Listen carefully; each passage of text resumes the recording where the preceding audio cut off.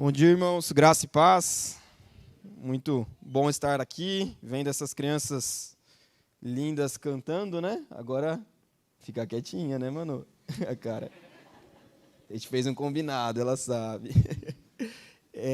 Mas, de maneira breve aí, refletiremos um pouquinho na palavra de Deus, sobre o que foi cantado, sobre o que vivemos nesse momento de Páscoa,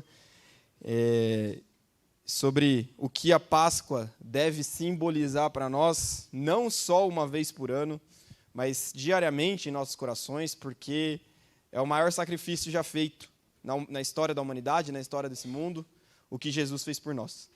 Então, Senhor, eu te peço que o Senhor esteja falando aos nossos corações neste momento, Senhor Deus, que teu Espírito esteja livre, Senhor Deus, para nos encontrar da melhor forma que o Senhor desejar, Senhor Deus. É isso que eu te peço, em nome de Jesus. Amém. Páscoa, a gente sempre precisa lembrar do contexto inicial lá da Páscoa, é claro, lá no Egito, na libertação do povo do Egito, mas o que foi cantado aqui hoje, e o nome do musical das crianças aqui, são as duas faces de Jesus, do cordeiro ao leão. Claro que a última música, que são aquelas mais gostaram, é claro, né? A Manuela ficava todo dia pedindo, entrava no carro, ela, papai, mamãe, põe a música do rock. Eu quero ouvir o rock do leão. Ela falava, era daqui até ali, e ela queria colocar o rock. Mas também tem a parte do cordeiro, e o cordeiro na Bíblia, ele é um símbolo muito utilizado, principalmente no Antigo Testamento. A gente vai ver ali, desde a história de Abraão, quando sobe com Isaac, ali no monte, Deus providencia um cordeiro para morrer no lugar de Isaac, até passando pela Páscoa, como foi falado, ali na primeira Páscoa, na libertação do povo do Egito, onde Moisés, na 10ª praga ali, em que Deus utiliza Moisés para passar ao faraó, o povo do Egito, fala que o povo de Israel precisava pegar um cordeiro sem defeito, um cordeiro imaculado, e matá-lo, pegar o seu sangue e passar sobre as portas, sobre as ombreiras da porta. Isso está escrito lá em Êxodo 12, do 5 ao 7, em que fala, o cordeiro será sem defeito, macho de 1 ano, podendo também ser um cabrito. Vocês guardarão o cordeiro até o 14º dia deste mês, e todo o ajuntamento da congregação o matará no crepúsculo da tarde.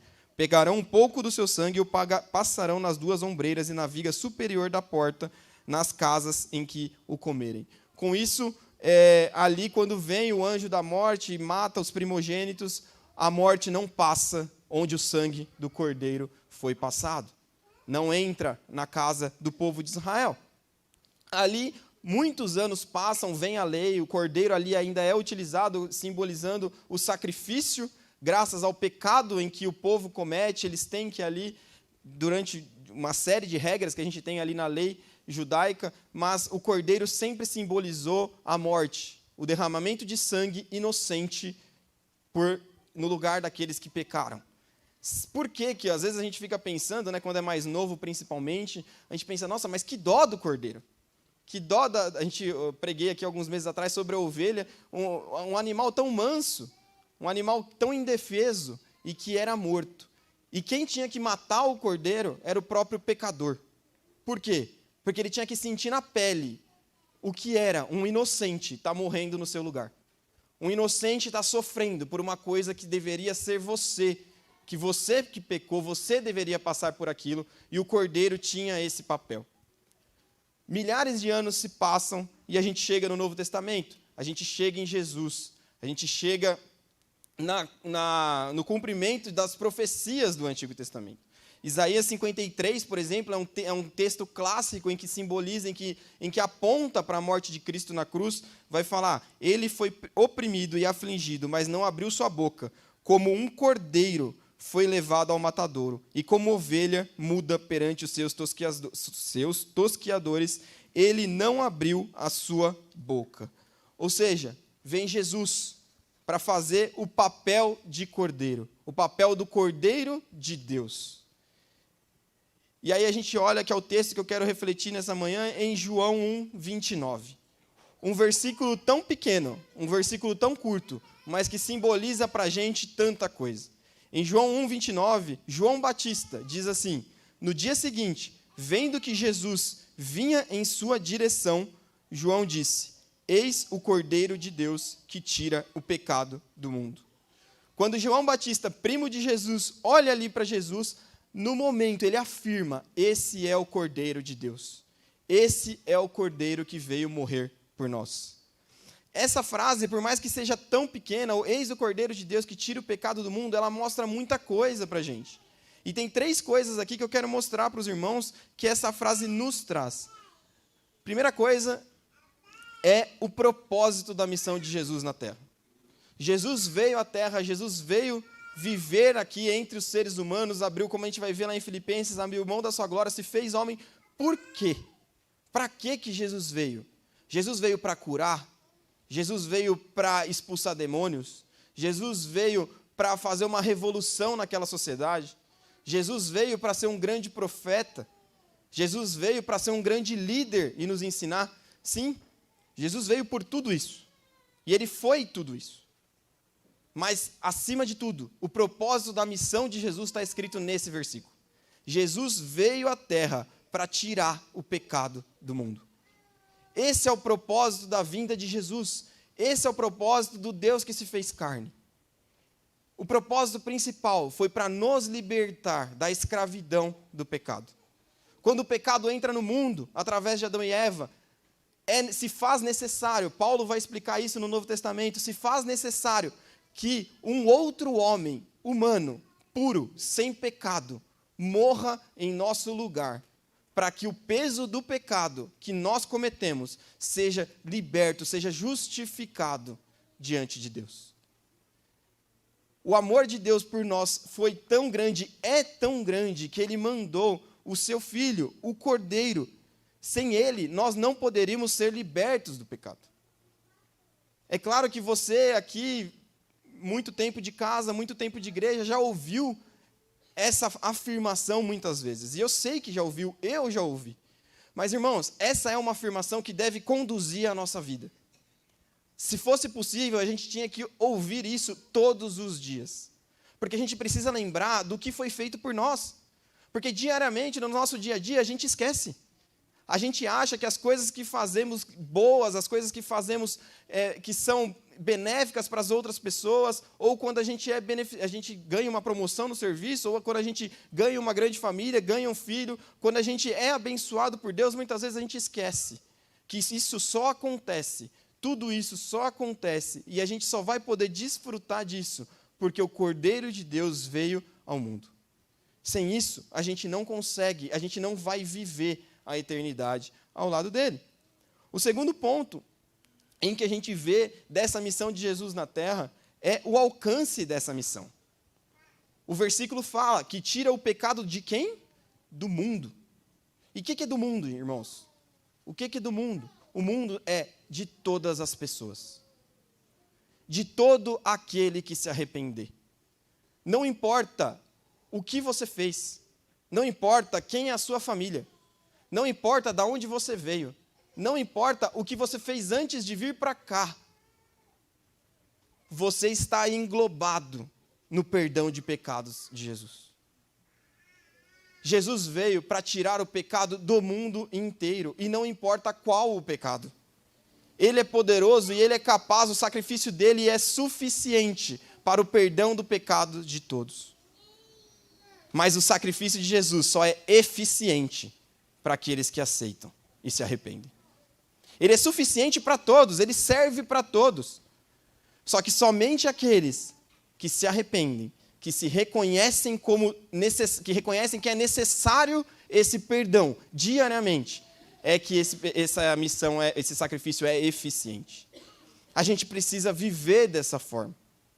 A gente precisa realmente lembrar o sacrifício de Jesus diariamente, o sofrimento de Jesus diariamente. E isso não aconteceu só lá, irmãos.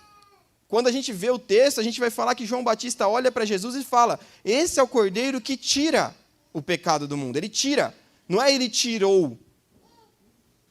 Jesus morreu na cruz, Jesus ressuscitou, o nosso pecado foi pago ali. Porém, como vivemos em um mundo caído, a gente continua pecando.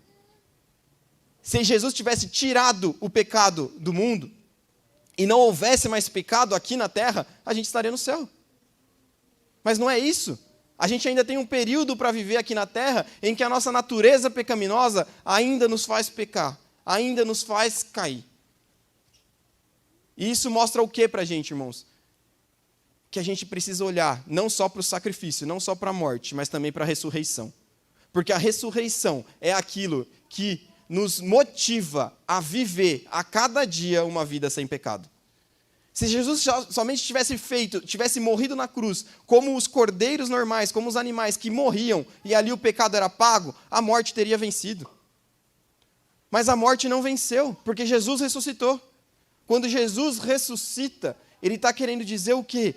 Eu fiz isso por você, eu venci a morte. E agora, como a gente viu no vídeo de missões, por amor a Ele, eu tenho que viver uma vida de santificação. Por amor ao que Ele fez por mim, eu preciso viver uma vida de submissão a Ele. Essa é a face de Cordeiro de Jesus. Só que quando a gente olha também para a face de Cordeiro, muitas vezes a gente fica meio depressivo, a gente fica meio triste. Essa semana a gente estava conversando nos guerreiros lá e surgiu esse assunto e um dos jovens ali comentou que ele viu um vídeo na internet de um cristão que está afastado e ele justifica o afastamento dele falando que, na nossa concepção, o crente nasceu para sofrer. E a gente precisa aceitar todo tipo de sofrimento de qualquer forma, não importa o que aconteça, a gente tem que sofrer e a gente tem que compreender esse sofrimento. E isso é muito ruim. Essa foi a frase que ele comentou que fez ele se afastar de Deus. E se a gente parar para pensar, a gente realmente prega muito sobre isso. A gente prega muito sobre compreender e aceitar o sofrimento, porque Deus está permitindo, porque Deus tem um propósito, porque Deus tem um plano. E sim, isso é verdade. Mas aí entra a segunda face que foi cantada aqui. A face do leão.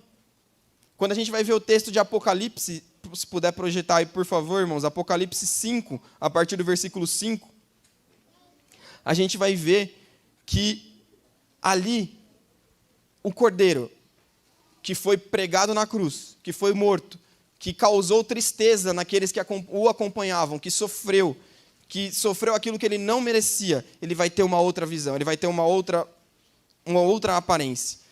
Então um dos anciãos me disse: não chore, eis que o leão da tribo de Judá, a raiz de Davi, venceu para quebrar os 7 selos e abrir o livro.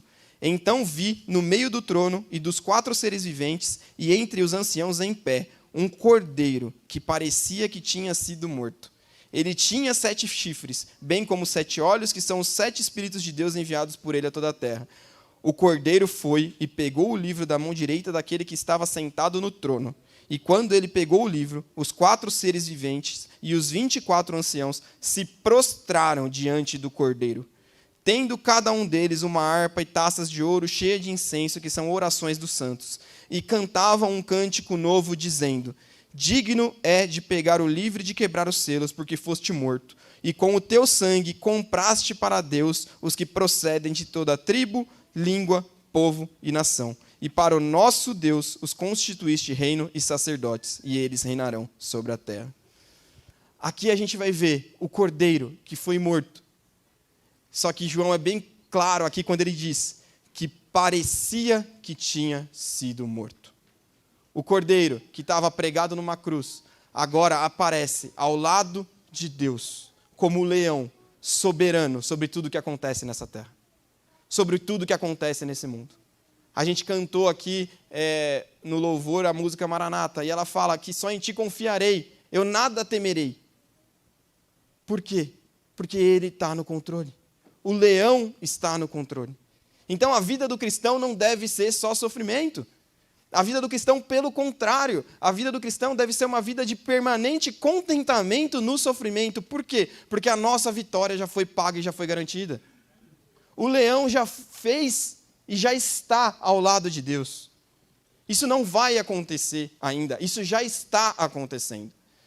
Quando a gente, às vezes lá em casa a gente assiste filme, eu assisto o filme e a Manuela está assistindo desenho, né, filmes de criança ali, e ela, às vezes, vem o vilão, e o vilão dá aquela impressão de que vai ganhar nos desenhos animados, e aí a Manuela, às vezes, fica com medo e começa a chorar, de verdade. E ela começa a chorar e fala: não, isso não pode acontecer. porque está parecendo que o mocinho vai morrer.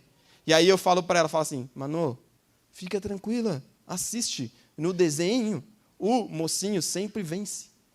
Ele vai vencer. O final é feliz. Pode assistir, não precisa se desesperar. Irmãos, na nossa vida é assim. O final é feliz. A gente não precisa se desesperar com o que acontece aqui. O final já está garantido. João olha para ali na situação dos 7 selos, e no versículo 4, um pouquinho do que eu li, ele fala, eu chorava muito, porque ninguém foi achado digno de abrir o livro, nem mesmo de olhar para ele. João chorava. João achava que não teria esperança. Muitas vezes a gente chora. A gente acha que não vai ter esperança. A gente acha que não vai ter futuro. Mas a gente precisa lembrar que o final é feliz. O leão volta. O leão, o cordeiro, que parecia que foi morto, não está morto, está vivo. E ele é soberano sobre tudo o que acontece nas nossas vidas. Isso deve nos alegrar, isso deve nos motivar, isso deve nos tornar gratos diariamente pelo que ele faz por nós, irmãos. Eu sei que é difícil, diante de uma provação, a gente olhar e enxergar isso.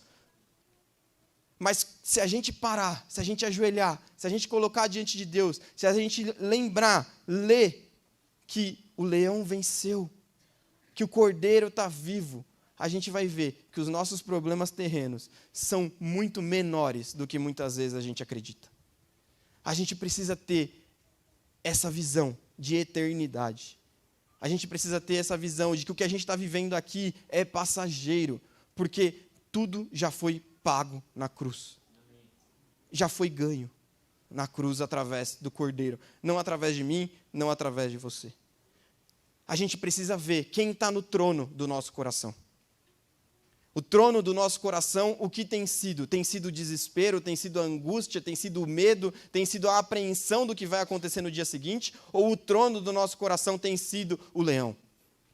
Tem sido o cordeiro que venceu? O evangelho é completo, irmãos. O evangelho é completo. Jesus morre, Jesus sofre, Jesus recebe, se torna pecado por nós. E isso é pesado para nós. Isso é pesado.